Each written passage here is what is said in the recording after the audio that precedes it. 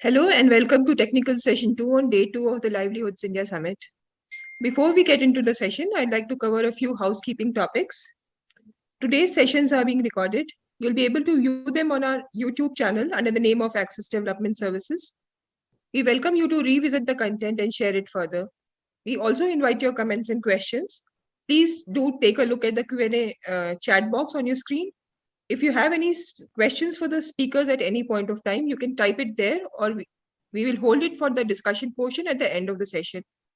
I now welcome you to the session Scaling Up Resilient Livelihoods, curated by Ashoka. In view of the pandemic-related disruptions, this session aims to throw light on the mechanics for rebuilding livelihoods, specifically in the area of value chain building. It is my pleasure to welcome the panelists for the session. We have with us Mr. Ajit Singh, founder, Anant Learning and Development Private Limited. I welcome Mr. Sanjeev Kumar, Managing Trustee at the Goat Trust. The third speaker on the panel is Mr. Sanjay Kumar, Founder Executive Director of the Manjari Foundation. It's also my pleasure to introduce you to our moderator for the session, Mr. Satyan Mishra, Co-Founder and Managing Director, Drishti. Without any further delay, I now hand over to Mr. Satyan Mishra to take forward the discussion. It's over to you, Satyan. Thank you so much, Pooja. Thank you.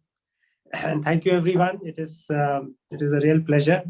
I am participating in virtual conferences more these days, so I'm getting used to the concept of hall, the concept of walk-in, a virtual walkthrough. But this is just as fine, perhaps even better. So we have a very important topic to discuss. And livelihood, when we talk about all the Ashoka Fellows and many more people are working in that particular sector, trying to solve all the problems individually. So all of us, when we look at our organizations, we try and solve a lot of problems, and we try and kind of also innovate. So it is not just that we are copying and pasting something from outside, we are also innovating at all the different levels, because when it comes to livelihood as against perhaps providing a service, it is very complicated, because there are a lot of levels, a lot of values which have to be added before this product is ready to be sold in the market. So today I have a very interesting panel, but before that, very brief introduction about me. I'm the co-founder of an organization by the name of Drishti. We started in the year 2000, so almost 21 years now. And we have grown in this particular space from providing services, government services, to banking services. And for the last almost about 11 years now, we have been focused on how we can really understand the complexity of the livelihood issue at the bottom of the pyramid. And when I say that I have taken 11 years, mind you, we have really worked hard. It is not that we have been just kind of skirting on the surface, but it is a complex challenge. And today we have with us three extremely talented panelists. And I would kind of want them to introduce themselves. The focus is always going to be on the topic that we have, but there's so much to share, so much to talk about. So bear us out. Let's kind of understand which context are the panelists coming from, and then we'll deep dive into the actual value that needs to be added for a product to reach to its actual consumer. So let me start with Ajit ji. Ajit Bhai and I have participated in one session before, and I can introduce him as well as perhaps he can, but I would want him to introduce himself, and then we'll move to Sanjay ji and then to Sanjeev ji. All of them are very close friends, co-Ashoka Fellows. So over to you, Ajit ji. Thank you, Satyan ji. It is a pleasure of mine to be part of this panel discussion. So I'm presently actually sitting at Meghalaya in one of the villages where I've been staying for the last 1 year.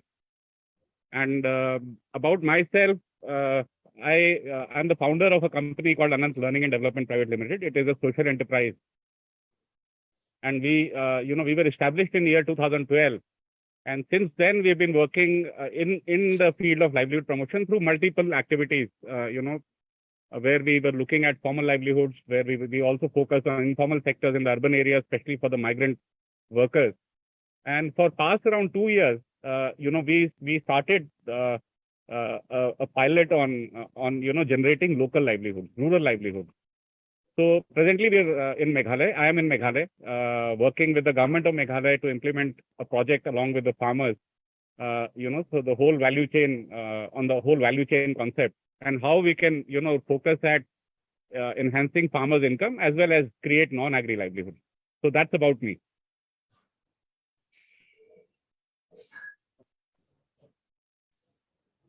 Sanjay ji. Yeah, thank you, Satyenji, and thank you, Ajit Bhai, for giving your introduction. And I'm looking forward to hear more about the experience that you are having in Meghalaya.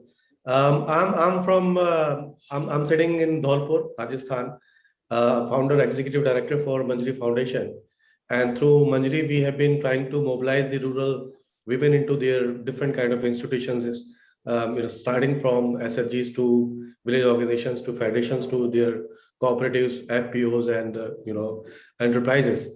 So as of now, we are into Rajasthan and Bundelkhand and mobilize around 90,000 women into around 35 such institutions, which are registered bodies. And through these institutions, we are trying to address some of the issues of livelihood and reaching out to the market. So primarily, we are into women institutions, and through those institutions, we are trying to do certain things. And I'll be sharing more in the details after the introduction. Yes, thank you very much. Thank you, Sanjay ji. Sanjeev ji, you are sitting somewhere in Bihar. So please tell us what you're doing there and also a little bit about your organization. Yeah, although basically based at Lucknow, and I work with the Gold Trust, which is normal and largely trying to organize or formalize or transform this one of the largest and oldest livelihood in our whole globally, I would say. So, and what the way we work, largely we work with partners, and across 16 Indian states, around 85 partners, and 10 of them are large government projects. And we work on the whole value chain of both, starting from production up to marketing, processing. So I will be sharing my small story and this small livestock and trying permits. Thanks to first, and I'm delighted I am listening Ajit ji, and of course Sanjay. We have together many other platforms, and we are on the board of Manjri Foundation. So yes, I'm aware about. And Satyenji, this will also give an insight again to get united. So I just conclude that this whole idea we had been discussing since some time, and today I'm looking forward to make something on a very concrete way. I mean, one step further we can go. Thank you, Satyenji. Thank you so much, Sanjeev ji. So let's now get started. First of all, the entire definition of value chain, when you look in the dictionary, it is very different from the way we understand it. Because the corporate world when it talks about a value chain, it talks about not just the fact. They talk about the chain of development of a particular product at one location and its entire supply chain down till the market, all the packaging which happens in between, all the kind of the marketing or the advertisement which happens also in the process. Finally, till the time a customer consumes the product, all of that is considered to be a value chain. But when we look at it, we have a challenge which is different. First of all, we have to start even before the product is actually kind of manufactured. So we start with something called aggregation. So, and it is aggregation of producers. In many places, we start by kind of first telling a woman what a livelihood, the definition of what a livelihood is. So for that, we have Ajit. I'll corner him here, because there is at every stage there is some bit of innovation which has happened in this particular space, and all of us are trying different things. But I would want to hear from Ajit ji as to how he has kind of catalyzed so many farmers. And he was just telling us that he's in a day in Barpeta in Assam, just before this the session went live, he was telling us that he has been able to mobilize a number of farmers in one day itself. So how do you do that, Ajit ji? I completely agree with you, Satyenji, that when we talk of value chain, most of us actually take it from a definition which comes out, from a business point of view. But it is much more complex than that. And I am a very strong believer that when you talk of value chain, the maximum amount of value addition has to be done for the stakeholders, for the producers. That is also value addition. It is not only about the product, because it's a long chain. And the most important aspect is the bottom of the pyramid. That is the producers, where you have to put in maximum effort to mobilize them, to make them understand, to aggregate them, to bring them together. And there are very complex challenges, so it is not as simple as what we look at, that we create a template and we say, okay, we go to a village and we say, get the farmers together, this is the produce, it goes for a value addition and goes to the market. It is not as simple as that. Now, a lot of factors, variables are there which impact it. And I also completely agree with it. Most of us, and wherever I had discussions, whether I attended a lot of workshops, with policymakers also. So they feel, and in case we feel, sitting somewhere and making a policy, that we go to a village or a rural area and we tell them that we've come with a solution to all your problems, it will not work, right? And today villagers are also aware of their right. It is not that they've started agriculture and other activities recently. They've been doing it for centuries, so they also have a right to first figure out whether what this person who's come to us is what he's talking is workable or not. So like you and me, when we go to a market and to buy something, or a basic electronic equipment, we also ask for a demo. Same way, they also have a right, and they're very right when they tell us that, what you are saying, how do we believe it? So most of the projects and, these templates which have been built in Delhi have been made with assumption that these will work, keeping in mind the business part of it. Most of the time, the basic mechanics of dealing with the community, handling them, the cultural kind of setup has been ignored. So the experience has been pretty good. We started piloting this project almost 3 years back. The basic aim was to generate local livelihood. And we said that the fastest way to do it is through agriculture, and then maybe start looking at other needs of the community once we start this work, and then keep diversifying into multiple sectors to generate more livelihood. So it may be health, it may be education. But agriculture was something which already existed. So we said, okay, let's focus on it. Now, the first most important part or the challenge which we faced, what we faced in Haryana, how the ecosystem was, and what is here in Meghalaya are completely different. So because everybody has his own beliefs, cultural practices, how the community operates, the dynamics of a community. So in case we feel that it is working in Haryana and it will work in Meghalaya, it will not work. So that is the first experience which we got. Second is, aggregating the farmers. Now when we go and first community meeting which we have with the village headman, that is the easiest part, where we call everybody, give them a cup of tea, and we say, okay, now let me talk. So that does not actually convince everybody. I have seen many projects in skill development also where a template was issued, from one body, and it was spread across that it will work across. It never worked, because everybody looked at skill development, differently.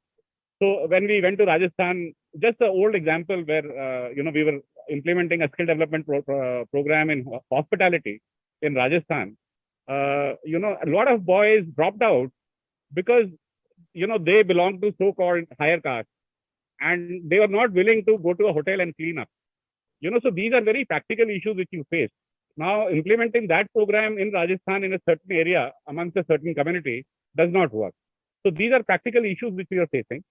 Secondly, when you talk and when you tell them that how it can be done, you have to use a language, and a presentation which they understand. It cannot be from the book. So for every community you work with, you have to customize that presentation. The same presentation doesn't work everywhere. So it may be language, it may be the concept they understand, it may be the activities they're engaged in. So this is also one of the biggest challenges. Now, in Meghalaya, we have been working in 4 blocks, and we are now planning to expand into Assam. Like yesterday, I was there the whole day. Everybody wants a demonstration. And it is like you and me, when I go and want to buy a mobile phone and I tell the dealer, give me a demonstration. or I see the reviews, whether it works or it doesn't work, whether it meets my requirements. So most of the communities, this is the most common part. You have to demonstrate. You cannot come with a project or come with a scheme, so-called scheme, and say, okay, this is a scheme, and you guys, we are forming an FPO. Please pay 500, and we'll form a FPO. It doesn't work. So the biggest thing, and I think it's a solution. I'm not giving a challenge only. How we started, So in a particular community where I stay in a village called Burkatsari in Ribhoi district, we actually got 5 or 6 volunteers together, and that was another challenge, to mobilize the volunteers who actually believe in your idea. You stand with them, and we started a small pilot on aquaculture, just to convince the farmers in the community that this can be done. You have to show them, whether in a very small scale, but you have to show them. So these 5 boys who were convinced, we started with them, and now we are going to harvest our fish next week. But over a period of last 5 to 6 months, almost 150 farmers kept watching it. Every day somebody would come and visit the pond, see what is happening. We had a couple of experts coming in, training these boys. So they all kept watching it. Now in the last 5 months, almost 150 farmers have now come to me saying, sir, we want to register, because whatever we have done so far, they saw it with their own eyes, and they said, yes, we are convinced. Now the second part will start, which is the market linkage and connecting them to the market. That I'm sure, will bring in more farmers. So it has to be. So every time you choose a geography, you say, okay, I want to work in this state. You have to be very, very thorough with the ground. There are no timelines to it. You're not dealing with machines. You're dealing with human beings. They're very complex. Like you and me, when we ask so many questions, even they ask questions. Right? So them initially, we have been, exploring Meghalaya for almost 2 years before we started. So just trying to understand, culturally, economically. The only advantage we had in Meghalaya was that the communities are very close-knit. It's very diverse, but very close-knit. Now paddy harvest is happening, and when a particular farmer has, say, around 5 acres, one person from every household actually goes to help him. That is happening traditionally. So that was a point which we leveraged. So we realized that even in case we are able to convince 5 or 6 or a small group, the trust factor, the credibility can be built up. Second, you cannot sit in, couldn't have sat in Delhi and have a team here and say, okay, do this, do that, do this, right? They have to see a face with which they can identify. So last year I came here and I'm staying in the village. So anybody you are talking to, they have to see your face. Otherwise, they take it like any other government scheme or any other Ponzi scheme happening, and they just don't respond. So when things happen on ground, you have to get involved. You have to be there. That is how the trust factor is built up. So that is my point of view. That is my experience here in Meghalaya in last 1 year, whatever we've been doing. Yes. Ajit, the takeaways that I see is, first of all, the honesty in communication. And the second is, how simple can you make it for them to understand? And the third very important element that you mentioned, something which is cross-cutting, is demonstration. Because everyone, they would want to see things happening, but you need to demonstrate it not as like a prototype, but as something which is like a pilot, which happens with the role models, someone who's kind of willing to take that leap of faith. So you have to kind of get that part of the community involved with you.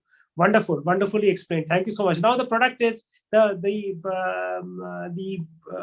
woman, say, or the producer, the stakeholders are mobilized. Now, Sanjeev ji, you tell me as to, from this particular point, if you have to start and if you have to make a product, and a product not like maybe something which can come from the market, a product which has value in it. So how do you do that? How do you kind of add that value in the product? And you may like to skip the portion where it comes from the raw material and other things, because that I would want to ask Sanjay on as to how he manages the supply chain. But you just focus on what you do to add that critical value to the product once the community is mobilized. Okay. I mean, that's demonstration is where we found, and that's a very unique thing and much required. But then the question comes, how you set up all these services. Outcome now the business services. I'm not talking about just a free or say some something which is not sustainable. I'm talking about business services. Like for any livelihood activity, we need grassroots cadre, where food technicians. We have used many languages, but we never understood them also as a career path. We mostly promoted them. Sorry.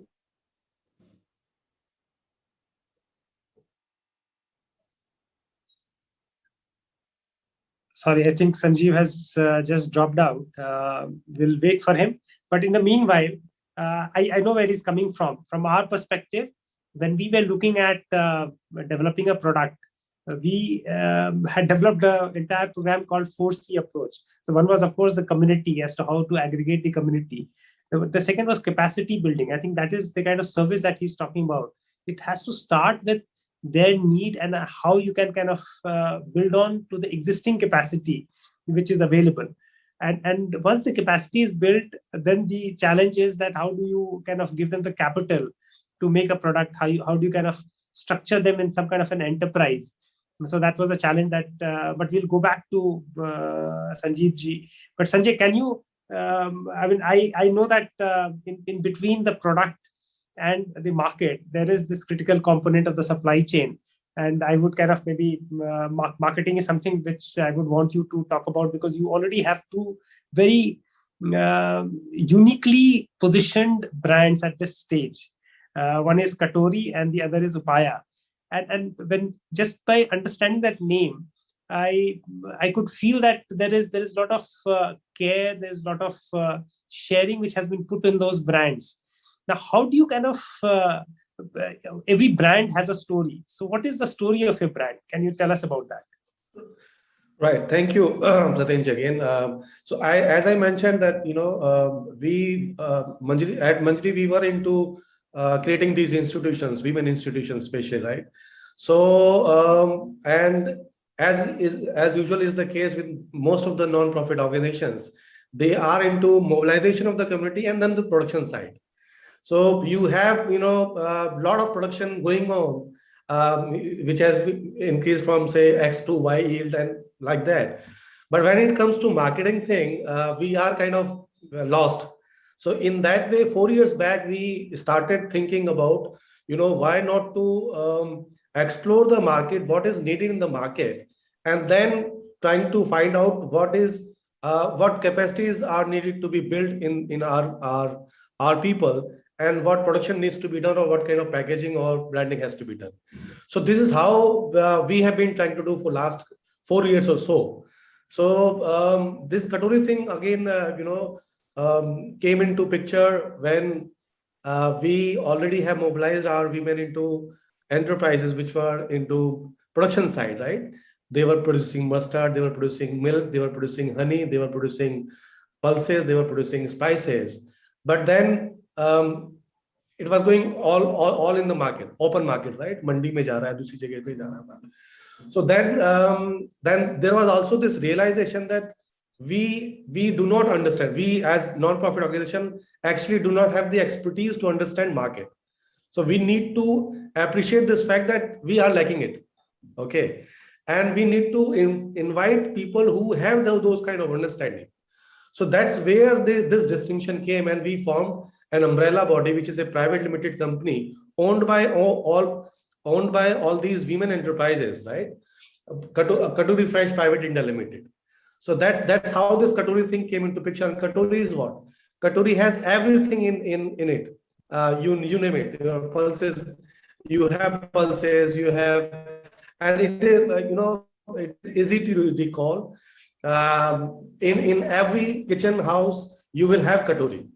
So that's where the thing came into picture. The branding thing came in, and the story is women are into production, women are into procurement, women are into value addition.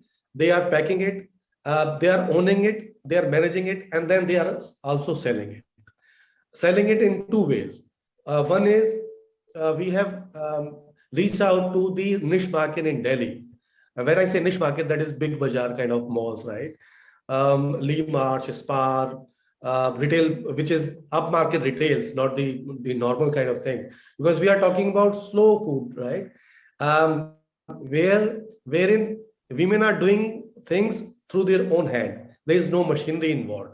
Traditionally made है, उसमें कोई chemicals का use नहीं कर रहे हैं, उसमें job creation की बात कर रहे हैं, इंडस्ट्रियल प्रोडक्शन की बात नहीं कर रहे हैं, तो वो एक वैल्यू है and people do appreciate that value because there are people who appreciate that quality, right, कि इस क्वालिटी की चीजें नहीं मिल रही थी. For example ghee, you know, we are into the habit of this foreign, Amul ghee and this ghee or that ghee.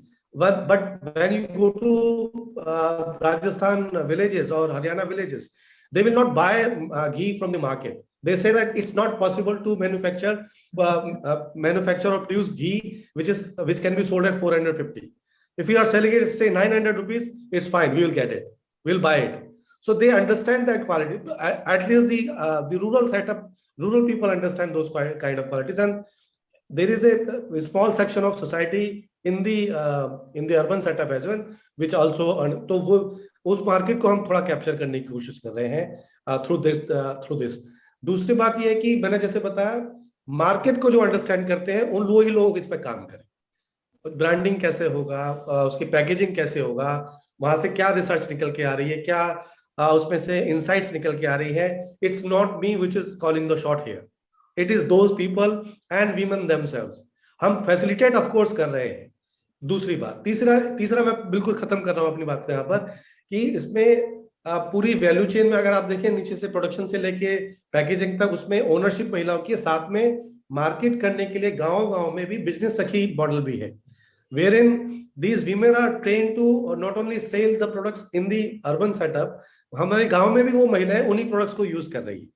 तो उस प्रोसेस में ओनरशिप भी उनकी आ रही है, कुछ उनको पैसा भी मिला, जॉब क्रिएशन भी हो रहा है, और तो वो पूरी साइकिल में महिलाओं का इन्वॉल्वमेंट है. तो उस तरीके से हमने ये तीनों तरीके से मार्केट को भी करने की कोशिश की है. अभी भी ऐसा नहीं कि हम लोग सफल हो गए हैं. वेर स्टिल बीच में जो कोविड आया उसकी वजह से बहुत परेशानी भी आई, उस पर कुछ अडेप्टेशन किया महिलाओं ने राशन किट के तौर पे बनाने के लिए, कि भाई हमको राशन किट तैयार करनी चाहिए कोविड रिलीफ के लिए. तो कुछ अडेप्टेशन वहां पर भी हुआ, वहां से भी उन्होंने कुछ आपदा में अवसर देखने की कोशिश की. बहुत लार्ज स्केल में नहीं था, लेकिन काम बंद नहीं किया, कहने का मतलब ये. दूसरा, क्योंकि ये जो प्रोडक्शन साइट्स थी ये गांव में है, तो वहां पर ऐसा नहीं था कि आपको शहरों में लेकर जाना है या यूनिट्स बंद हो गई, तो थोड़ा थोड़ा काम वहां पर चलता रहा.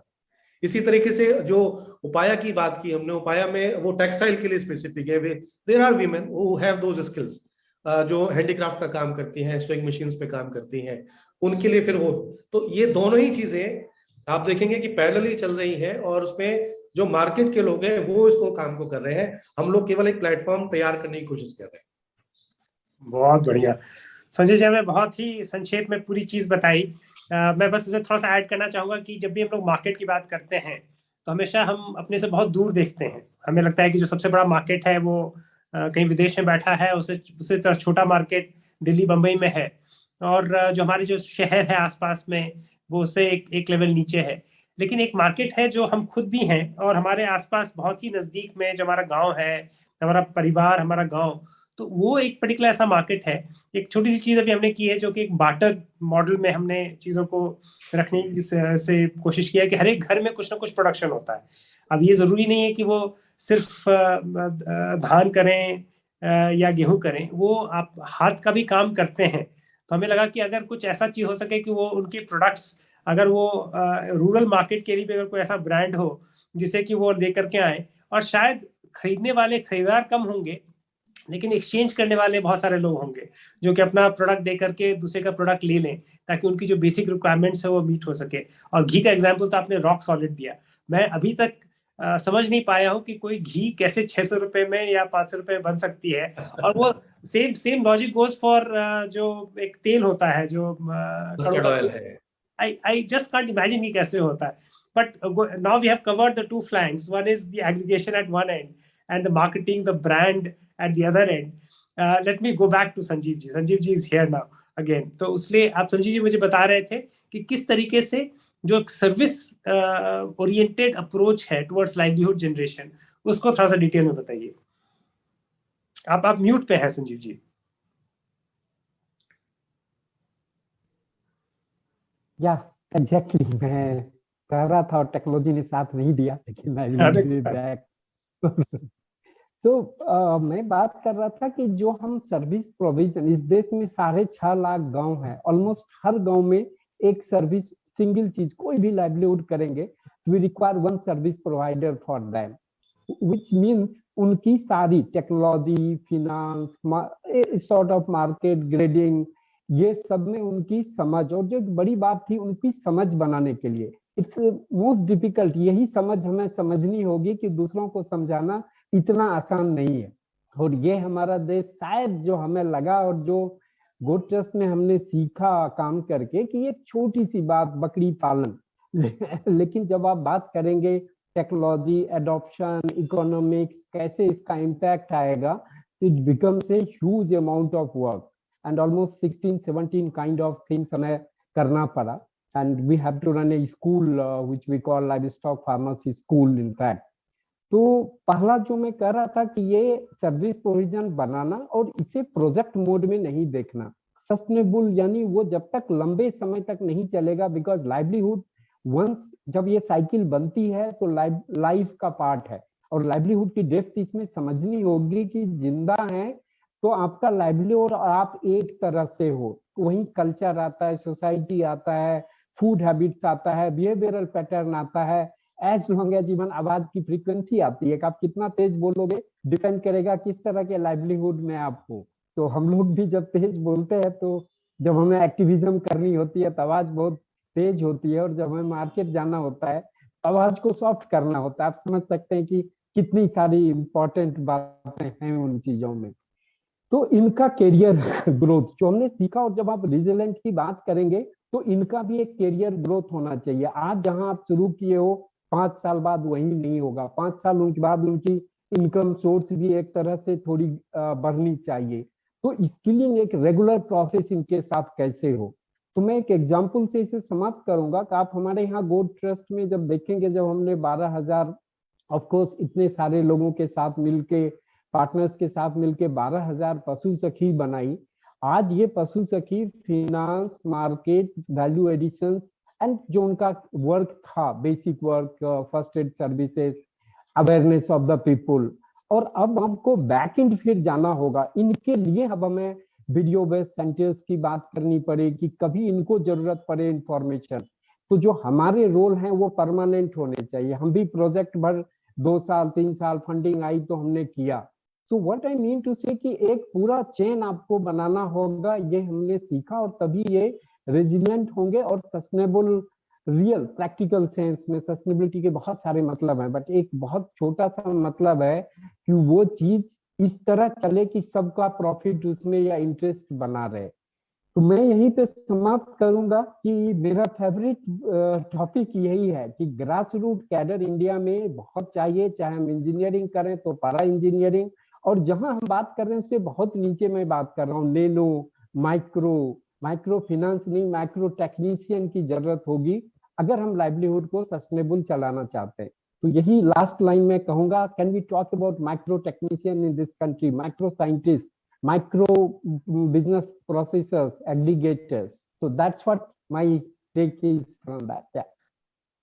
इसी सोच से मुझे लगता है जब नेशनल स्किल डेवलपमेंट कॉर्पोरेशन जब बना था तो सोच यही थी कि हर एक गांव में जैसे बेयरफुट कॉलेज है तो उनका है कि हर बेयरफुट इंजीनियर्स, बेयरफुट साइंटिस्ट हो, जो आप कह रहे हैं वैसा सोच था। लेकिन कहीं ना कहीं क्या होता है कि उसके लिए ऐसे लोगों को तैयार करने के लिए जो एक शिक्षा है, हम शिक्षा में घुस जाएंगे उससे मैं उससे रुकूंगा, लेकिन जो शिक्षा है, जो शुरुआत से जो स्कूली शिक्षा है, वो अभी आज की डेट में उसका कोई तारतम्य नहीं है। There is no link between what we teach in the schools and what the kind of requirement which is there. एक गांधी जी का कंसेप्ट था नई तालीम का, उसमें एग्जैक्टली उन्होंने यही बात कही थी कि बच्चे अगर बचपन से बाकी अपने लैंग्वेजेस और सारी चीजें पढ़ें, लेकिन वो ये भी देखें कि हाथ से वो कैसे काम कर सकते हैं, कैसे वो मिट्टी को हाथ से छुएंगे तो समझेंगे उस मिट्टी के बारे में, उसके तापमान के बारे में, एक वेदर के बारे में, बहुत सारी ऐसी चीजें जानकारी मिलेंगी जो कि उनको शायद वैसे टेक्स्ट बुक से नहीं मिलेगी। But very well pointed Sanjeev ji. और इसी पे मैं एक एग्जांपल दूंगा कि जब हम लोग एक वैल्यू चेन के कंसेप्ट में बहुत पहले जब टेक्सटाइल पे काम करना शुरू किया, लाइवलीहुड में सबसे पहले हमने टेक्सटाइल ही पकड़ा, और इतना चैलेंजिंग था, इतना डिफिकल्ट था उस टेक्सटाइल को निभाना कि हम उसमें करीब 6-7 साल हमारे लग गए। आधी ऑर्गेनाइजेशन जो है सब खप गई, लेकिन वो टेक्सटाइल सही प्रोडक्ट को बनाना, उपाया जैसे एक ब्रांड तक पहुंचने के लिए उसको एक अमेजोन या फ्लिपकार्ट पे लेके जाने के लिए बहुत मेहनत होती है। And then you realise that अगर एक कपड़ा बिकता है तो उस कपड़े से एक लाइवलीहुड ही अगर हो रही है, या भले 1 घंटे की एक लाइवलीहुड हो रही है, तो वो इनफ नहीं है। अगर हम उसको स्टार्टिंग फ्रॉम वो कॉटन जो मिट्टी में लगा, उसके बाद उस कॉटन की जो एक प्रोसेस होती है क्लीनिंग की, उसकी एक पुन्नी बनने की, फिर उसकी एक गुंडी बनने की, वो पूरी प्रोसेस जो है वो लाइवलीहुड जनरेटिंग है। जैसे आपके गोट में राइट फ्रॉम द पॉइंट कि गोट क्या खाएगा, उस मान लीजिए वो एक हाइड्रोपोनिक से कुछ अगर खा रहा है, और उसकी जो वेस्ट है उससे कैसे आप खाद बना सकते हैं। So the concept of value chain is so enabling, and I think that is the reason why we are in the space कि हम इसमें इस चीज को इनोवेट करें। बट जब भी हम बहुत माइक्रो में चले जाते हैं तो हमारा स्केल जो है वो कहीं मिसिंग हो जाता है। तो मैं कहूँ कि जो स्केल की जो एक सबसे पहले जो स्केल हमने इमेजिन किया था कि अगर आएगा तो सप्लाई चेन में आएगा। जैसे आज की डेट में एक स्विगी है, या मैं स्विगी का एग्जांपल लेता हूँ कि मुझे कहीं ओला उबर से कहीं ज़्यादा वैल्यूबल मॉडल एक स्विगी का लगता है कि आप एक उसकी जिनी है जो कि कहीं से कोई चीज़ उठा के ले आ सकती है। पहले वो एक कंसेप्ट था कुरियर का, आप जाके बुक कीजिए और वो 2 दिन में आपको पहुंचेगा, भले ही वो एक सिटी के अंदर ही में हो। लेकिन आज की डेट में बहुत सारे ऐसे मॉडल्स आए हैं जो कि इस टेक्नोलॉजी को लीवरेज कर रहे हैं। और टेक्नोलॉजी एक ऐसा चीज है जो कि सप्लाई चेन में तो दिखता है, लेकिन बाकी हर एक चीज में, जिसको कि आप एक माइक्रो साइंटिस्ट या माइक्रो इंजीनियर कह रहे थे संजीव जी, वो टेक्नोलॉजी को हम एग्रीगेशन में कैसे यूज कर सकते हैं, उस टेक्नोलॉजी को हम एक वैल्यू एडिशन या एक प्रोडक्ट के मैन्युफैक्चरिंग में कैसे यूज कर सकते हैं, उसको हम एक ब्रांडिंग मार्केटिंग में कैसे यूज कर सकते हैं, वो चीज है। और टेक्नोलॉजी के बिना हमारा शायद जो एक स्केल जिसकी हम बात यहाँ कर रहे हैं, वो एक मुश्किल है, एक बहुत चैलेंज है कि हम कैसे स्केल कर पाएंगे। But tell me about the scale. आप लोगों में से कोई भी, अजीत जी आप पहले शुरू कीजिए फिर से, कि आप कैसे स्केल, कैसे आप सोच सकते हैं कि जैसे जहाँ पे 50 या 500 फार्मर हो रहे हैं, कैसे ये हम ये मैसेज दे सकते हैं to perhaps all the farmers, how can suddenly all these services, livelihood opportunities are made available to all the farmers in the country. Is there an idea behind that? कुछ है आपके पास क्या? सर ये I completely agree with जो आपने point बोले, because ये practically हम एक्सपीरियंस कर रहे हैं ग्राउंड पे। एंड यहाँ पे जब जो हमारे टीम मेंबर्स हैं, करीबन 20-25 लोग हैं मेघालय में जो हमारी टीम के हैं, फील्ड में हैं, कुछ और कामों में व्यस्त हैं। मैं इनको ये बोलता हूँ कि अगर आप इतनी मेहनत कर रहे हैं और सिर्फ एक पायलट करके एक ब्लॉक पे फोकस कर रहे हैं, तो आपने अपना काम नहीं किया। That means you have not innovated. अगर आप कल बोलते हैं कि हमने जो काम किया, चाहे हमको 5 साल लग गए, लेकिन हम उसको स्केल करते गए, not only Meghalaya but across north east. जो अभी हमने जो असम में स्टेप किया, अभी नागालैंड में भी बात चल रही है, चाहे हम बहुत छोटे पायलट से स्टार्ट करें, लेकिन शुरू से सर जब 2012 से हम लोग इसमें इन्वॉल्व थे लाइवलीहुड प्रमोशन में, तो हमारा फोकस बहुत क्लियर था कि हमको टेक्नोलॉजी को लेवरेज करना है। ये देश बहुत बड़ा है, बहुत बड़ी पॉपुलेशन है, और अगर आप वो इम्पैक्ट क्रिएट करना चाहते हैं तो आपको टेक्नोलॉजी का यूज करना ही पड़ेगा। दूसरा, जो भी टेक्नोलॉजी आप बनाएं वो एक्सेसिबल होनी चाहिए सबको। ये नहीं कि आप क्लाउड कंप्यूटिंग की बात कर रहे हैं और उसको आप गाँव में लगाने की कोशिश कर रहे हैं। इट माइट वर्क, बट आपको हर टेक्नोलॉजिकल मॉडल जो आप लगा रहे हैं या इम्प्लीमेंट कर रहे हैं, उसको कस्टमाइज करना पड़ेगा बेस्ड ऑन लोकल रिक्वायरमेंट। अभी ज्यादातर हम देख रहे हैं, हमारी बात हो रही थी सर यहाँ पे, जैसे हम आपको बहुत बेसिक एग्जांपल देते हैं सोलर ड्राइव की, तो दुनिया भर की स्कीम चल रही हैं, बोल रहे हैं कि गवर्नमेंट 50% सब्सिडी दे रही है सोलर ड्राइव का। अब मेघालय का सबसे पेक्यूलर प्रॉब्लम ये है सर कि यहाँ पे एक्सेस टू मार्केट, अगर मेरे को सोलर ड्राइव चाहिए भी होते हैं तो मेरे को गुवाहाटी जाना पड़ता है, जो यहाँ से करीबन 70, 80, 90, 100 किलोमीटर है। जो हमारे इंटीरियर में ब्लॉक्स हैं वहाँ से तो 200-300 किलोमीटर पड़ता है।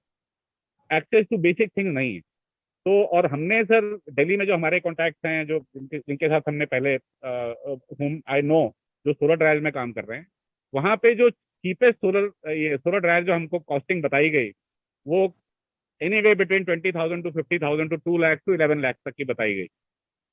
तो अब जिन्होंने बनाया है उनको ये नहीं समझ है कि जब आप एकदम ग्रास रूट पे आ जाते हैं तो 12,000 या 10,000 देना भी बहुत प्रॉब्लम हो जाती है फार्मर। और अगर उसको बोलते हैं आपको सब्सिडी दिलाएंगे, फिर वो सब्सिडी के डॉक्यूमेंट बनाना, ब्लॉक ऑफिस बहुत दूर है। तो हम लोगों ने यहाँ पे बहुत बेसिक सिंपल कस्टमाइज किया, बैम्बू और बेसिक आपकी यूवी स्टेबलाइज शीट करके हमने 2,500-3,000 में अपना लोकल बैम्बू यूज किया है। कहीं आपको बाहर जाने की जरूरत नहीं, हम लोगों ने सोलर ड्रायर एक क्रिएट कर दिया, ट्रायल किए, सक्सेसफुल था। तो टेक्नोलॉजी का सबसे इंपॉर्टेंट फैक्टर ये है सर, वो भी टेक्नोलॉजी है। लेकिन जब हम टेक्नोलॉजी की बात करते हैं तो हम लोग आजकल AI वगैरह की बात कर रहे हैं, बट जब आप ग्रास रूट में आ जाते हैं तो वो भी टेक्नोलॉजी है जो फंक्शनल है वहाँ पे। अगर हम AI ले आए और यहाँ इंटरनेट ही नहीं है और बस यहाँ पे लोगों को समझ ही नहीं आ रहा, तो AI हमारे लिए बेकार है। हम उसको कस्टमाइज करेंगे। कल हमारे लिए मार्केटिंग में आता है कि भाई आप, हम व्हाट्सएप है, हमने एक नई टेक्नोलॉजी यूज की है, हम बोलते हैं यहाँ SMS सबसे अच्छा चलता है हमारा, इन द कनेक्टिविटी। जैसे AI है जो कि एक कॉर्पोरेट वर्ल्ड में जहाँ डेटा ओवरलोड है वहां पे वर्क कर सकता है, हमारे लिए शायद HI वर्क करेगा, एक human intelligence will work better. But let me just come back, Sanjeev ji, आप मुझे बताइए कि what are you doing to scale this? आप इसको स्केल कैसे कर रहे हैं, या आपने कौन से टूल्स यूज किए हैं to scale up the model that you have?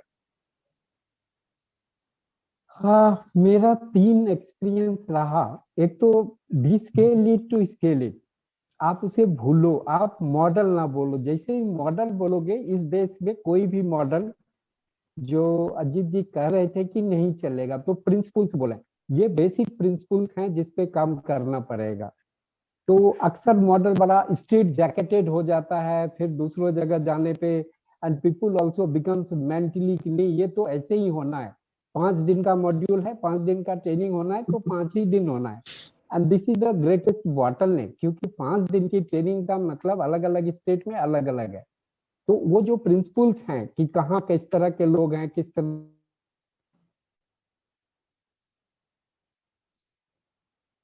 Sanjeev ji की कनेक्टिविटी हम स्केल कर पाएंगे। I think now I am back. अभी वापस सुन पा रहे हैं, प्लीज कंटिन्यू। तो आपको डी स्केलिंग करनी होगी या डी लर्निंग करनी होगी, क्योंकि मॉडल बनाने में लर्निंग बहुत ज्यादा हो जाती है। ईगो, कहीं न कहीं इगोइस्ट हो जाते हैं, innovator, scientist, all these things. तो सेकेंड जो हमने देखा, पार्टनरशिप। अभी भी हम बोलते बहुत हैं, I mean all of us understand partnership, but value partnership. When I use the word partnership, means equal value. You value your partner. You're not a service provider. You're not a vendor. इसलिए तो नए नए word आते हैं business की दुनिया से, development sector वाले भी कॉपी करते हैं। You are a vendor to this programme.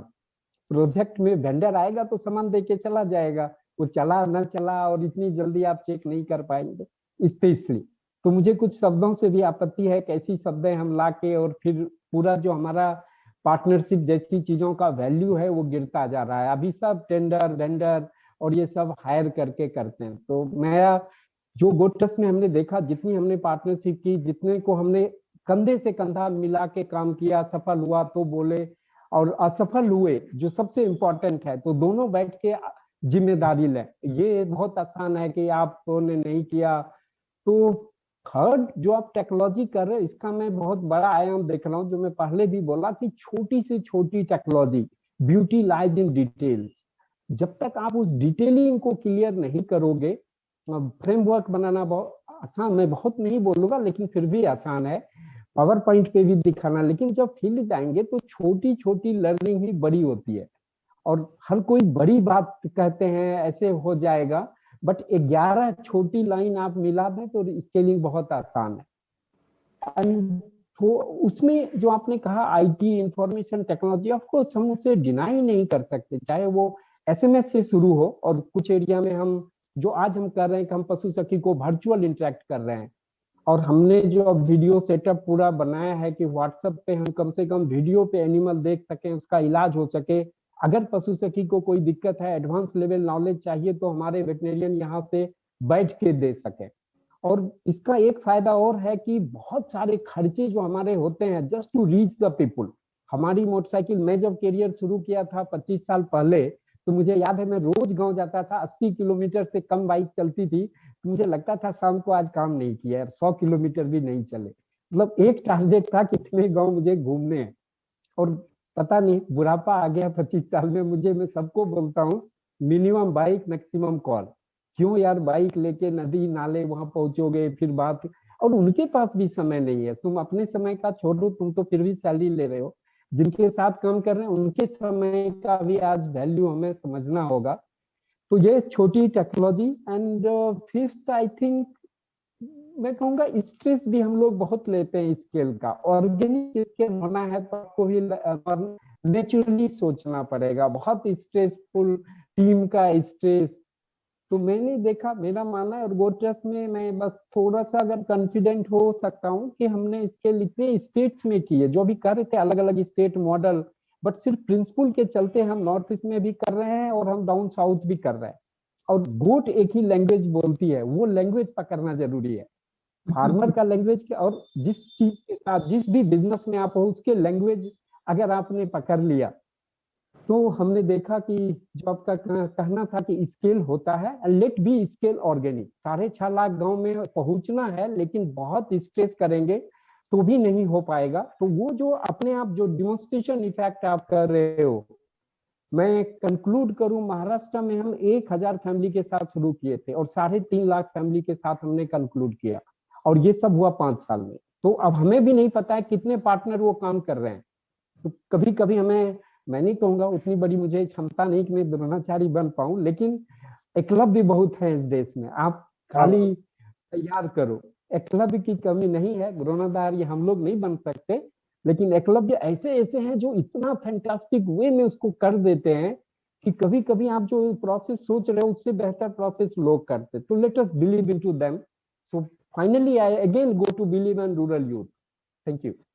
बहुत बढ़िया, बहुत बढ़िया संजय, आपने बिल्कुल सही कहा। आपने छोटे शब्दों में पूरी सारांश कह दी कि हमें एकलव्य को ढूंढना होगा। अगर हम देख रहे हैं द्रोणाचार्य तो मिल जाएंगे, हैं भी बहुत सारे लोग, जो हर एक आदमी एक अर्जुन को ढूंढता है, एकलव्य को ढूंढे, जिसको कि ज्ञान जो है वो एक कह सकते हैं कि उसके अपने तत्परता से उनको वो ज्ञान मिली। तो बहुत बहुत बढ़िया, बहुत अच्छे से आपने कहा।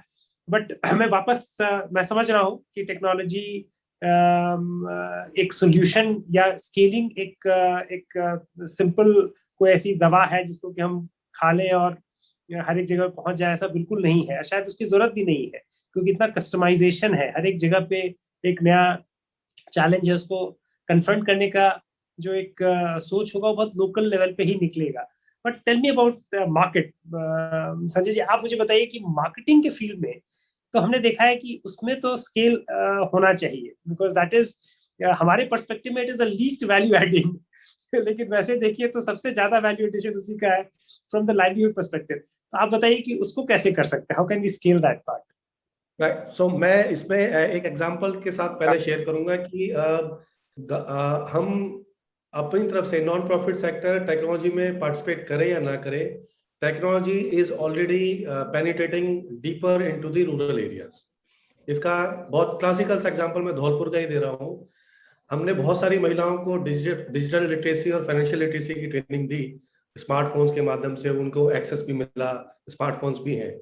Can you believe it when I am going to tell you कि उसमें काफी सारी महिला ऐसी हैं जो ऑनलाइन कैटल फीड ऑर्डर करके अपने घर मंगाती।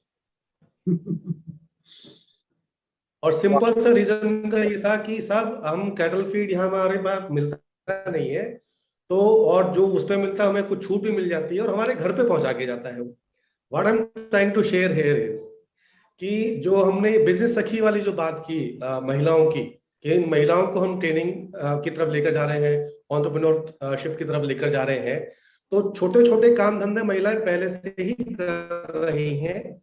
उनको बस एक थोड़ा सा एक गाइडेंस की या फैसिलिटेशन की जरूरत है कि कैसे टेक्नोलॉजी का और यूज कर पाए। और जो प्रोडक्ट्स की जो रीच है वो अभी भी फिजिकल तरीके से या दूसरे तरीके से अमेजन पे या दूसरी चीजों में कर रही है। तो टेक्नोलॉजी इन एक्विटी जो है, इनइक्वालिटी जो है, क्या उसमें हम लोग अपनी तरफ से भी कंट्रीब्यूट करें कि उसको कुछ एड्रेस किसी हद तक कर पाए, और वो पॉसिबल है। मार्केट का साइज अगर हम अप्रोच नहीं बढ़ाने के लिए अप्रोच नहीं करेंगे तो नीचे स्तर पर एग्रीगेशन हो जाएगा, लेकिन वो एग्रीगेशन को अगर मार्केट में नहीं लेके गए तो फिर वो एग्रीगेशन का कोई ज्यादा मीनिंग नहीं रहेगा, क्योंकि अल्टीमेटली हम लोग भी मंडी में ही जाएंगे, हम लोग भी पहले से जो बहुत अच्छे खासे वर्किंग कैपिटल के साथ खेलते हैं उन्हीं के साथ ही काम करेंगे, उसमें बहुत ज्यादा वैल्यू एडिशन या एडिशनल इनकम की बात नहीं हो पाएगी। तो हमें ये टेक्नोलॉजी के पार्ट को इसमें अपने मार्केट एक्सेस में भी यूज करना चाहिए, खुद के तरीके से यूज करना चाहिए। संजीव भाई की बात से बिल्कुल मैं सहमत हूं कि इसकी डिटेल्स में जाना और कस्टमाइजेशन करना ये होगा ही होगा, ये करना चाहिए। इसको बहुत है, ऐसा नहीं कि नहीं किया जा सकता है। हम लोग भी पार्टिसिपेट करेंगे तो और ज्यादा फास्ट हो सकता है, अदरवाइज चीजें तो देखो हो रही हैं। तो हमारा मानना ये अभी internally we are convinced within Manjari Foundation that we would definitely like to invest into easing out the technological access to our people. उसमें मार्केट का भी बहुत बड़ा है, तो उसमें हम एक ऐप पे भी काम कर रहे हैं जिसपे केवल कटोरी के ही प्रोडक्ट्स नहीं, उपाय के ही प्रोडक्ट्स नहीं, दूसरे प्रोडक्ट्स को भी ऑनलाइन करेंगे। तो जिसमें जो महिलाएं छोटे छोटे किराना की शॉप्स चलाती हैं, तो वो डिस्ट्रीब्यूटरशिप भी महिलाओं के हाथ में आए तो उसमें भी कुछ पैसा उनको मिल सकता है, रिटेल वाले में भी उनको कुछ पैसा मिल सकता है, ओनरशिप में भी उनको कुछ पैसा मिलेगा। तो उस तरीके से भी हम थोड़ा सा और आगे अभी अगले 5-6 महीने में हम जाने का प्रयास कर रहे हैं। तो जैसे जैसे मार्केट के साइज को हम बढ़ा पाएंगे तो शायद हमें लगता है कि नीचे स्तर पर, तो जैसे अभी मैंने बताया कि 90,000 फैमिलीज के साथ काम कर रहे हैं, बट आई एम श्योर कि उन 90,000 के सबके साथ लाइवलीहुड का इंटरवेंशन हम आज की तारीख में नहीं कर रहे हैं, वो एसएचजी के माध्यम से किया कर रहे हैं, दूसरी चीजें कर रहे हैं। बट उस जगह पे जाने के लिए पहले मार्केट मार्केट एंड मार्केट वो अगर करेंगे तब जाके हम थोड़ा बहुत कुछ उस पर बोल पाएंगे। और वो हर नोड्स में अपनी कम्युनिटी के मेंबर्स को पार्टिसिपेट करवाना, जिससे कि जो साइज ऑफ द पाई है उसमें थोड़ा सा पोर्शन यहाँ पर भी पहुंचे, बट वो उसमें करना पड़ेगा। टेक्नोलॉजी का बहुत इंपॉर्टेंट रोल है, हम उस पर काम करना चाहिए। This is my understanding. Absolutely, मुझे लगता है कि टेक्नोलॉजी एक डिफरेंशिएटर है, और जैसे जैसे जो चीज़ें अभी हो रही हैं ग्लोबली, जो एक समीकरण बैठ रहा है उसमें लग रहा है कि टेक्नोलॉजी के ऊपर जो 10 साल आगे होने वाला था, या हम 10 साल आगे सोचते कि हम ये चीज़ करेंगे, वो चीज़ बहुत फास्ट आज की डेट में, द फैक्ट कि हम लोग एक ऐसा वर्चुअल कॉन्फ्रेंस कर रहे हैं, वो रियलिटी गांव में भी जल्दी ही बनने वाली है। और हम कैसे उसको लीवरेज कर सकते हैं, जैसे संजीव जी ने कहा कि 11 छोटे छोटे लाइन जो हैं, हो सकता है कि उनको हम इकट्ठा करें तो वो एक स्ट्रेट लाइन नहीं बने, लेकिन वो फ्लेक्सिबिलिटी हमारे मॉडल में भी होनी चाहिए, और साथ में टेक्नोलॉजी वो हमको एक प्लेटफॉर्म दे जो कि दूसरे वालों को देखने के लिए हम एक स्ट्रेट लाइन दिखें, लेकिन हमें मालूम है कि उसमें वो एक लाइन लेफ्ट जा रहा है तो दूसरा लाइन राइट जा रहा है, विच इज़ परफेक्टली फाइन, क्योंकि वो हर एक कम्युनिटी अपने हिसाब से चीज़ों को देख रहा है। पर टेक्नोलॉजी वो एक लेवलिंग कर सकता है, एटलीस्ट जो लोग एक्सेस कर रहे हैं, जो लोग यूज़ कर रहे हैं, जो महिलाएं आपने बताया कि जो यूज़ कर रही हैं एक चारा फॉडर ऑर्डर करने के लिए, तो वो लोग जब उसको एक्सेस करेंगे तो उनके लिए वो टेक्नोलॉजी जितना सिंपल हो उतना अच्छा है। इस पॉइंट में मेरा बस लास्ट चीज़ था, I know that we don't have enough time for it, but आप मुझे बताइए कि सबसे the elephant in the room always is about the fact, हम लोग लास्ट टाइम बात करते थे कि कैसे हम लोग इकट्ठे हों और कैसे हम लोग सब लोग मिलकर के एक बड़ा ब्रांड बन सकें, या एक बड़ी ऐसी एक ऐसा इम्पैक्ट क्रिएट कर सकें। भले ही वो छोटे छोटे लेवल पे हम स्केल, हमें हर एक छोटे मॉडल को हर एक जगह स्केल करना जरूरी नहीं है, और बताया भी संजीव जी ने कि शायद वो एडवाइजेबल भी नहीं है, लेकिन अगर हमको ये सबको इकट्ठा करना है तो आपको फंड रेजिंग या इन सब चीज़ों की जो बात करते हैं और बार बार हम लोग चर्चा करते हैं, हमेशा क्या होता है कि फंड हमेशा बहुत ही छोटे छोटे यूनिट्स में आ रहा है। इससे क्या हो रहा है कि हम छोटे मॉडल्स को तो प्रूव कर पाते हैं लेकिन उसको फिर आगे नहीं बढ़ा पाते हैं। तो उस पर क्या सोच है आपका कि क्या इनोवेशन चाहिए जिससे कि हमें वो रिसोर्सेज मिले कि हम उन छोटे छोटे 11 लाइन को जोड़ सकें, even from a technology perspective वो इन्वेस्टमेंट करना जिससे कि हम एक अमेजोन जैसी टेक्नोलॉजी डेवलप कर सकें, वो आज की डेट में अवेलेबल नहीं है। तो आप लोग में से कोई भी अगर बोलना चाहे उसके बारे में। अजीत जी आप लिखते हैं। तो सर इसका हमारे हिसाब से एक बड़ा सिंपल सोल्यूशन है। जब हम एग्रीगेशन ऑफ फार्मर्स बात करते हैं तो इसमें एग्रीगेशन ऑफ जो लोग इम्प्लीमेंट कर रहे हैं, इस सेक्टर में काम कर रहे हैं, उनका भी एग्रीगेशन होना चाहिए। कल ऐसा हो सकता है अगर हम ही सब कुछ रीइन्वेंशन ऑफ व्हील करने लगे और हर चीज हम बोलने लगे कि हम ही क्रिएट कर देंगे, वो नहीं होगा। तो शायद कोई व्यक्ति है कहीं बैठा हुआ है जिसने टेक्नोलॉजी पार्ट का के ऊपर ऑलरेडी काम कर लिया है, कहीं कोई व्यक्ति बैठा है जो सप्लाई चेन में उसने ऑलरेडी रिक्वायर्ड चीजें बना ली हैं, कहीं पे हम बैठे हैं जहाँ पे हमने एग्रीगेशन ऑफ फार्मर्स कर लिया है। तो और सबके पास सोचिए 1-1 लाख रुपया है।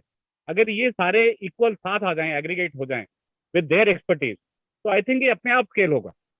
क्योंकि पूरी चीजें अगर हम सोचें एज एन ऑर्गेनाइजेशन की ये भी हम करेंगे, ऐप भी हम बनाएंगे, वो नहीं हो पाएगा। इतना बड़ा देश है, इतनी सारी जनसंख्या है, और जो आप बोल रहे थे एकलव्य ढूंढने, जो चेंज मेकर्स हैं अगर हैं कम्युनिटी में, तो वो लाएंगे बदलाव। और एक चेंज मेकर बदलाव नहीं ला पाएगा, आपको सबको इकट्ठा करना पड़ेगा। किसी के पास कुछ एक्सपर्टीज है, किसी के पास कुछ एक्सपर्टीज है। कल कोई टेक्नोलॉजी वाला ऑर्गेनाइजेशन में कोई आदमी हमारे पास, व्यक्ति हमारे पास आता है कि हमारे पास ये प्लेटफॉर्म तैयार है, हम कस्टमाइज करेंगे। दूसरा आता है हमने सप्लाई चेन लॉजिस्टिक्स मैनेज कर लिए हैं। तीसरा आता है हमने कोल्ड स्टोरेज मैनेज कर लिया। अगर ये सारे साथ आ जाएं with even very small amount of funding बहुत लिमिटेड है सर, किसी के पास 1 लाख आएगा, किसी के 50,000, बट अगर विजन अलाइंड है तो वो रिसोर्सेज सारी एग्रीगेट करके एक बहुत अच्छा स्केलेबल मॉडल बोलेंगे, स्केलेबल मॉडल अपने लेवल पे हम लोग बना सकते हैं। ये हमारा सोचना है सर। अरे वाह। तो अजीत जी, आप जो कह रहे हैं बहुत पाथ ब्रेकिंग हो सकता है, क्योंकि अभी तक जो सोच थी पूरे एक हमारे सोशल एंटरप्राइज स्पेस में कि एक बड़ा फंड ही हमें सबको जोड़ सकता है, क्योंकि हम लोग सब कहीं ना कहीं फंड के तरफ अलाइन होते हैं। तो अगर वो फंड एक मैग्नेट की तरह काम करे तो हम सबको अलाइन कर सकता है। बट आप जो कह रहे हैं कि फंड से ज्यादा एक टेक्नोलॉजी है जो कि हमको अलाइन कर सकता है। आप क्या कहेंगे इसके बारे में? संजीव जी, पहले आप बताइए। ऑफकोर्स पहले तो ये होना चाहिए, नो डाउट। एंड दूसरा जो मुझे तरीका लग रहा है, आने वाले समय में मार्केट है। अगर हम एक तरफ टेक्नोलॉजी देख रहे हैं, दूसरा at the end of day her livelihood market में एंड होता है। और ब्रांड, इस तरह के जो इन्वेस्टमेंट होते हैं मार्केट के, लॉन्ग टर्म है और सिग्निफिकेंट है। ये छोटे ऑर्गेनाइजेशंस की बस की बात नहीं है।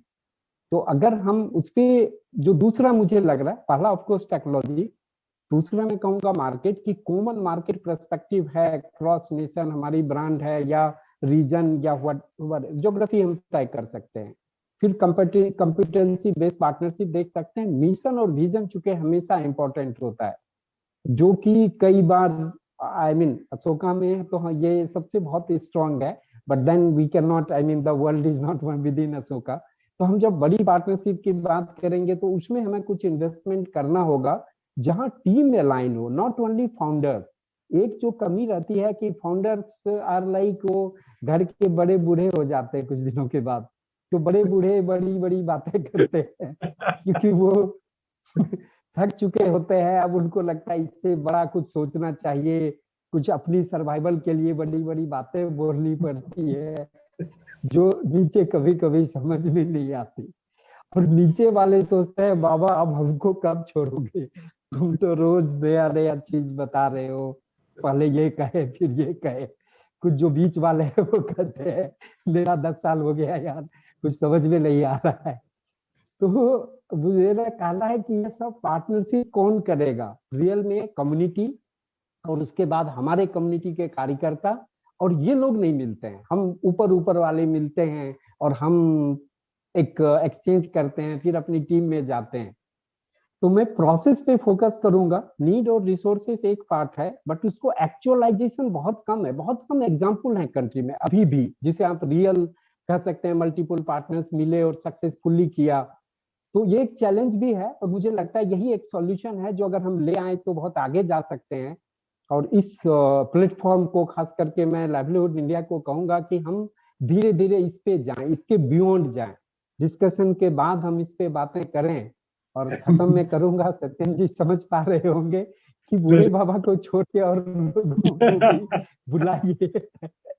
एब्सोल्युटली। तो मैं अभी नहीं छोड़ूंगा, अभी मेरे पास कुछ क्वेश्चंस हैं। तो संजय जी, एक क्वेश्चन जो आया है ऑडियंस से वो बहुत ही इंटरेस्टिंग है। आप में से काफी लोग जानते होंगे और गए भी होंगे देखने के लिए, जो बांग्लादेश ने कैसे एक वैल्यू चेन को सिर्फ ये नहीं कि वो सिर्फ एक छोटे से एक एक्सपेरिमेंट पे कहीं पे लेके रखे हो, बट उन्होंने स्केल किया है एक वैल्यू चेन मॉडल को, and right till the end, जो कि एक ब्रांड है, इतना पावरफुल ब्रांड उन्होंने क्रिएट किया है। और अदर एंड वो एग्रीगेट भी कर रहे हैं, जो अजीत जी करना चाह रहे हो शायद वो ऑलरेडी कर रहे हैं। तो ऐसा बांग्लादेश जैसा जो मॉडल है वो इंडिया के कंटेक्स्ट में किस तरह से होगा? आपसे सवाल है मेरा संजय जी। अगेन इसमें कंटेक्स्ट तो देखो अलग अलग ही है, बांग्लादेश का कंटेक्स्ट अलग है, हम लोगों का कंटेक्स्ट अलग है, और given the vastness of the country और जिस तरीके के भौगोलिक परिस्थितियों में सभी लोग काम कर रहे हैं, उसमें एक जो नजर आता है वो ये जरूर है कि एग्रीगेशन ऑफ द प्रोमोटर्स। तो जो अजीत भाई ने भी बड़े अच्छे से बताया कि अगर उसमें हम लाइक माइंडेडनेस लोग करेंगे तो संभव है वो। और आपको ये भी देखना पड़ेगा कि अपने कंटेक्स्ट में, इंडिया के कंटेक्स्ट में कंपटीशन, मार्केट के जो कंपटीशन है वो किस तरीके का एग्जिस्ट करता है। जहां कोई ब्रांड एग्जिस्ट नहीं करता हो उस जगह पर काम करना, और जहां पर बहुत सारी चीजें पहले से हो रही हो, कॉर्पोरेटाइजेशन हो चुका हो, और उसमें आप उस कॉर्पोरेटाइजेशन में अपने लोगों को इंट्रोड्यूस इसलिए कराना चाहते हैं क्योंकि जो इनकम हो रही है वो कुछ सीमित लोगों तक ही नहीं पहुंचे, ज्यादा लोगों के हाथ में पहुंचे। तो वो एक लड़ाई अलग लेवल के हिसाब से ही देखनी पड़ेगी अपने को। संभव है ये आप गुजरात का मॉडल भी देख सकते हैं कि कोऑपरेटिव्स अलग अलग है, लेकिन एक अम्ब्रेला ब्रांड है अमूल का, तो डेयरी सेक्टर में उस तरीके से काम कर रहे हैं। इसी तरीके का आपका नॉन प्रॉफिट सेक्टर में भी संभव है ये। जैसे जैसे हम आगे बढ़ेंगे आई एम श्योर कि मार्केट प्लेसेस डेवलप और होंगे, जहां तक मुझे लगता है। वो मार्केट प्लेसेस में जाने से आप देखेंगे कि क्योंकि सब लोगों के पास वो अपॉर्चुनिटी रिसोर्सेज की नहीं हो पाती है, तो वो छोटे छोटे स्केल पे जरूर रह जाते हैं, लेकिन इसका मतलब ये नहीं कि वो इम्पोर्टेंट काम नहीं है या वैसा काम बढ़ाया नहीं जा सकता, वो संभव है। बट वो दो लेवल पे होगा, एक एग्रीगेशन ऑफ दी प्रोमोटर्स कि वो लाइक माइंडेडनेस एक साथ में आए, एक प्लेटफॉर्म की तरह उसको यूज करें।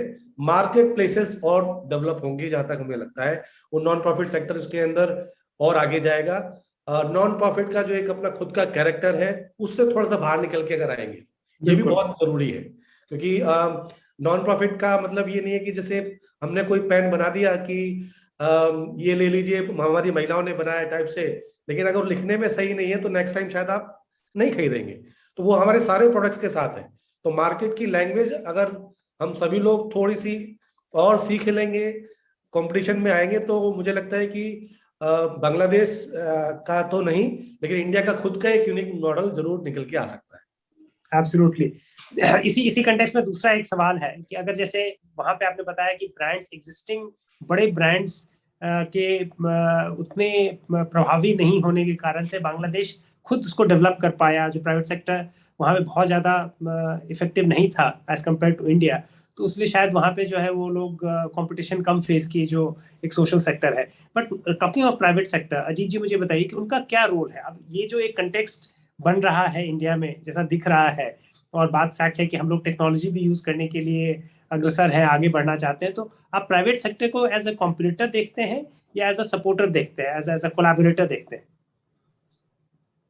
सर हमारा एक शुरू से जब से हमने ये काम शुरू किया तो एक हमारा पहला पर्सपेक्टिव ये होता था कि जो भी आप काम करें उसको इनोवेट करके करें। और जब आप इनोवेशन का वर्ड यूज करते हैं तो वो नई चीज हो रही है, उसमें कोई कंपटीशन नहीं है। तो और आपका कंपटीशन नहीं, बट आपके पार्टनर्स हैं, आप पार्टनर्स बना सकते हैं। तो जब आप कोई भी नई चीज करते हैं तो उसमें पार्टनर्स, चाहे वो प्राइवेट सेक्टर हो, चाहे गवर्नमेंट हो, चाहे लोकल कम्युनिटी ऑर्गेनाइजेशंस हो, इनका पार्टिसिपेशन और पार्टनरशिप बहुत जरूरी है। प्राइवेट सेक्टर की जहां तक बात है, they can be the biggest contributor. ये ऑलरेडी मार्केट में हैं, इनके पास रिक्वायर्ड रिसोर्सेज हैं, इनके रिक्वायर्ड पार्टनरशिप्स हैं, and they can contribute in a much larger way. But जो पर्सपेक्टिव है प्राइवेट सेक्टर का, जनरली हमने देखा है, उनको उस सोच से बाहर निकलना पड़ेगा कि हम इनको चैरिटी करने आ रहे हैं। चैरिटी नहीं है। प्राइवेट सेक्टर को ये समझना बहुत जरूरी होगा कि अगर वो हमारे जैसे काम को सपोर्ट करते हैं तो उनकी भी ग्रोथ है। प्राइवेट सेक्टर को भी मार्केट की जरूरत है, प्राइवेट सेक्टर को भी रॉ मटेरियल रिसोर्सेज की जरूरत है। तो they have to look at it more as a collaborative model then a CSR model, कि हम पैसा देके इनको सपोर्ट कर रहे हैं या चैरिटी कर रहे हैं। तो आई थिंक वो सोच प्राइवेट सेक्टर की बदलनी पड़ेगी। ये नहीं कि हमने अपने CSR से इतना परसेंटेज पैसा हमको देना है, हमने दे दिया और उसको आपने मीडिया में डाल दिया, भाई हम इन फार्मर को सपोर्ट कर रहे हैं, लेकिन आपको पता नहीं। तो इसमें पहली चीज प्राइवेट सेक्टर को अलाइन करना पड़ेगा कि उनकी क्या रिक्वायरमेंट्स है, उनको मोस्टली इसको देखना पड़ेगा कि ये एक पार्टनरशिप हम कर रहे हैं, हम चैरिटी नहीं कर रहे।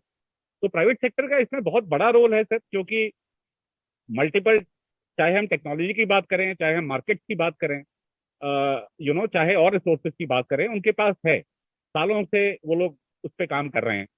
और अगर इस उनका थोड़ा सा पर्सपेक्टिव चेंज हो जाए, तो I think it can be very very beneficial for everybody. Private sector की भी और ग्रोथ होगी, और ग्रास रूट्स में जो संस्थाएं हैं और जो कम्युनिटी, इनकी भी ग्रोथ होगी। संजय जी, आप कुछ कहना चाह रहे हैं? वेरी क्विकली इसमें एक जो हमारा एक्सपीरियंस प्राइवेट सेक्टर के साथ बना है, ऑफ कोर्स वो प्लेटफॉर्म भी है और मार्केट की एक्सेसिबिलिटी भी है, फुटफॉल्स भी, सारी चीजें हैं, बट एंट्री पॉइंट बैरियर काफी स्ट्रांग है। एंट्री पॉइंट बैरियर का मतलब ये है कि मतलब रिटेल के अंदर जो वो मार्जिन्स की बात आती है, तो वो मार्जिन्स मतलब बताना भी बड़ा ऑब्सीन है कि इतने इतने मार्जिन्स पे, और वो अगर मार्जिन का छोटा सा पोर्शन भी अगर आप नीचे स्तर पे पहुंच जाए तो बड़ी बात होगी। एक पॉइंट तो ये है। दूसरा एंट्री पॉइंट बैरियर ये है कि जो भाषा है, SKU जिसे बोलते हैं, वो एक एक SKU का अगर आप वहां चढ़ाना चाहते हैं तो उसका कॉस्टिंग इतना ज्यादा है कि हम जैसे लोग सोच ही नहीं सकते कि भाई वहां पे पार्टिसिपेट करें। तो वो कुछ पॉलिसी लेवल की भी बात ये है कि कोलैबोरेट करना चाहते हैं, सभी लोग कोलैबोरेट करना चाहते हैं, they also want to do it, we also want to do it, but वो कहीं ना कहीं तो देखो, जब आप रूरल के प्रोडक्ट्स को या FPOs के प्रोडक्ट्स को वहां लेके जा रहे हैं, you are competing with the quality as well. Quality में भी कॉम्प्रोमाइज नहीं करें, वो भी नहीं चाहिए, लेकिन वहां पर जो ये दोनों पॉइंट्स हैं, अगर वहां वो पॉसिबल नहीं होंगे तो बड़ा मुश्किल सा काम होता है किसी के लिए भी वहां पहुंचना। बिल्कुल सही कंटेक्स्ट है। मुझे लगता है कि सही पोजीशनिंग नहीं है अभी। पार्टनरशिप जो है हमेशा एक बहुत नीड बेस्ड होता है। तो अगर हमें और एक प्राइवेट सेक्टर को पता हो कि एग्जैक्टली हम दोनों क्या इंडिविजुअली वैल्यू ऐड कर रहे हैं, अगर हम लोग एक ही चीज दोनों करेंगे तो शायद हम उनसे बेटर कर सके, लेकिन वो अपने आप को हमारा कॉम्पिटिटर समझेंगे। तो वो मैं संजीव जी से पूछूंगा कि एग्जैक्टली अगर पिन पॉइंट करना हो कि इस पूरे वैल्यू चेन में कौन सा रोल आपको लगता है कि सबसे अच्छा कर सकता है एक प्राइवेट सेक्टर, या इन जनरल हो सकता है कि वो ऐसा हॉरिजॉन्टल डिवीजन नहीं हो, कोई वर्टिकल लाइंस हो, तो वो कौन सी छोटी सी लकीर वो बना सकते हैं जो हमारी लकीर को सबको समेटने में आसानी हो जाए, जिससे? बताइए संजीव जी। यह सही कहा आपने, और अभी संजय भी कर रहे थे, ये जो क्योंकि एंट्री बैरियर जब, और जिसे GTM कहते हैं, गो टू मार्केट स्ट्रेटजी, जब तक कि आपका पास MVP नहीं आता है, तो आज जो दिक्कत है कि ये लोग, जब आप बड़े हो जाओगे तब तो सब कोई सपोर्ट करने को तैयार हो जाता है, बट बड़ा होने के पहले जो हमें दूध चाहिए, थोड़ा खाना चाहिए, वो देने वाले बहुत कम लोग हैं। तो प्राइवेट सेक्टर से पार्टनरशिप कब हो ये भी समझना जरूरी है, क्योंकि जब आप ट्रायल फेज में हो तो पार्टनरशिप देना और लेने का सिस्टम बहुत अलग होगा।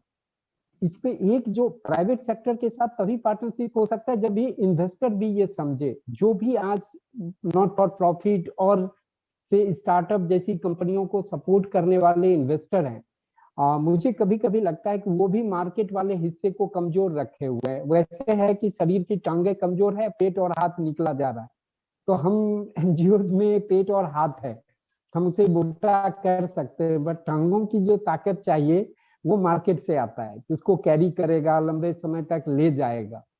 तो मेरा संदेश है कि ये जो एरिया है प्राइवेट पब्लिक पार्टनरशिप टाइप, जो लोग वर्ड बोलते हैं, जिसमें हम NGOs को भी पब्लिक अगर माने क्योंकि सिविल सोसाइटी है, तो उस लेवल पे प्रयोग और समझ और कुछ पायलट्स, जहां GTM लेवल तक का अलग, और फिर फेज वाइज ये नेचर इसका इवॉल्व करेगा। एक ही नेचर पे आप, जब आप कमजोर थे तब प्राइवेट सेक्टर ने आपको सपोर्ट किया, कुछ उन्होंने कम ये में किया, फिर आप एक स्केल पे पहुंच गए, तो अब पार्टनरशिप का नेचर बदलेगा।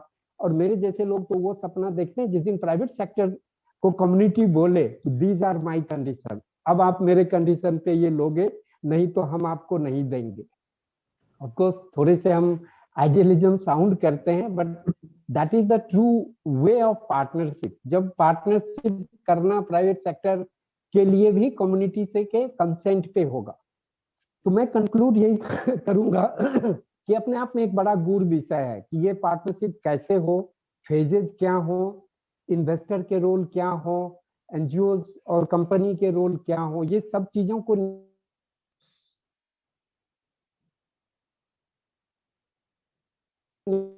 क्योंकि आपने इसे वो किया है, तो मैं कहूँगा एक वेबिनार तो इसी पे बनता है, क्योंकि ये इतना बड़ा एरिया है कि हम में से कोई भी अभी 100% इस पे कॉन्फिडेंट कहूँ या एक्सपीरियंस कहूँ, छोटे छोटे हैं, बट वो डॉट लाइंस भी अवेलेबल नहीं है।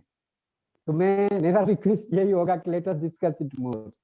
Thank you. एब्सोल्युटली, मुझे लगता है कि बहुत सारे जगहों पे हम देख सकते हैं कि एक कोलैबोरेशन हो सकता है। एक तो जो क्लियरली जो अजीत जी ने कहा, वो काम जो हम करते हैं जिसमें कि हम मोबिलाइज करते हैं, वो काम शायद प्राइवेट सेक्टर कभी खुद नहीं करना चाहे, उनकी उसमें एक्सपर्टीज भी नहीं है, होगी भी नहीं शायद। तो इसलिए वो काम जैसे एक हमने अपने हिसाब से हमेशा से पूरी वर्ल्ड जो है वो एक सोशल सेक्टर से की तरफ देखती है, एनजीओ सेक्टर्स को कहते थे पहले, बट जैसे जैसे हम आगे बढ़ते चले गए, हम प्रोडक्ट पे भी आ गए, हम सप्लाई चेन पे भी आ गए, तो हमें एक सोशल बिजनेस, सोशल एंटरप्राइज का नाम दिया गया, और वही कहीं एक कॉन्फ्लिक्ट जोन भी आ गया between the corporate and the social sector.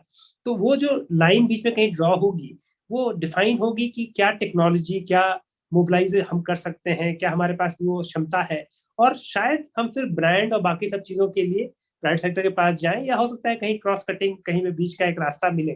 But yes, partnership इतनी अच्छा आपने कहा संजीव जी की partnership is the key for us to take it forward. आपस में हम लोग सब लोग मिल करके, पिछली बार हम लोग ने बात किया था कि हम लोग सब लोग वो एक जो दूरदर्शन का एक छोटा सा स्टोरी आता था, इसमें सब बहुत सारे जो पक्षी थे वो एक जाल में बंद फंस गए, सबने फिर इकट्ठे बहुत कोशिश की, सब अकेले अकेले निकलने की, नहीं निकले, फिर सबने इकट्ठे जब पंख मारना शुरू किया तो जाल को ही लेकर के उड़ गए। तो ये चीज है कि अगर हम लोग सब लोग इकट्ठे हों तो शायद हम एक ऐसा वैल्यू प्रोपोजिशन ला सकें एक बड़े कॉर्पोरेट के लिए, जिसको ये लगे कि हाँ, ये इससे उनका एक बहुत ह्यूज कॉस्ट सेविंग हो रहा है, या एक वैल्यू एडिशन हो रहा है, जिससे उनका प्रोडक्ट या उनका ब्रांड और स्ट्रांग हो रहा है। तब तो हम एक इक्वल पार्टनरशिप होगी और हम एक टेबल के आसपास बैठ करके बातचीत करेंगे। बट इस नोट पे, and I always enjoy frankly, it's such a panel कि मैं I can not just have another webinar but a series of webinar, still शायद हम लोग उसको conclude नहीं कर पाए, but I really enjoyed it. Thank you so much.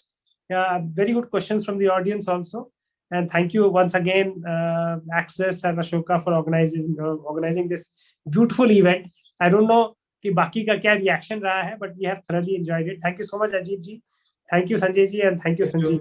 Thank you. Thank you, Pooja. Over to you. Thank you so very much to all the speakers for this very relevant session on how to enable value chains and make them more resilient, and also how to scale them up. I'm sure there are many relevant takeaways for the delegates here. And thank you also, Satyan, for your expert moderation and in bringing out the key points to the fore. So we'll now take a short break and then reconvene with the next session after lunch. Thank you. Thank you. Thank you once again.